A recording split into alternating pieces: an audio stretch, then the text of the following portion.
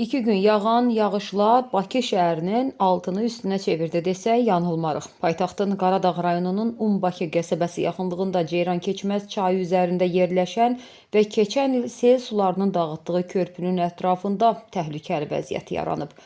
Çaya sel gəlməsi və körpünün yaxınlığından keçən yolun da yararsız hala düşməsi ilə iki sahil arasında gediş-gəliş kəsilib. Bəzi sakinlər çayın üzərindən 20-25 metr hündürlükdə keçən boru xətti ilə digər sahilə keçməyə çalışır ki, bu da onların həyatı üçün çox ciddi təhlükə törədir.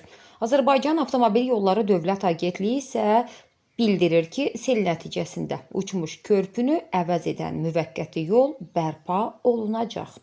Vətəndaşlar isə suyun çəkilməsini gözləməlidirlər. Çünki agentlik deyir ki, su çəkildikdən dərhal sonra qeyd olunan müvəqqəti yolun bərpası istiqamətində müvafiq tədbirlər görüləcək.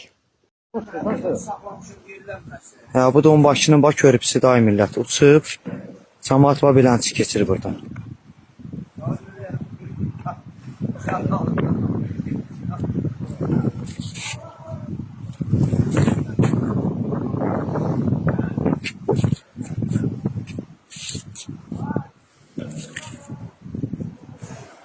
Yine ləhzəsini izləyərək oturub güneşdə dəli vurdu sanki. Yine deyirlər.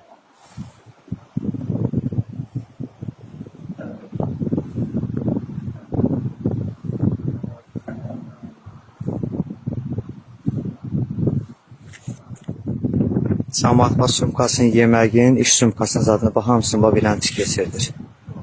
Bu da Bakının körpüsü.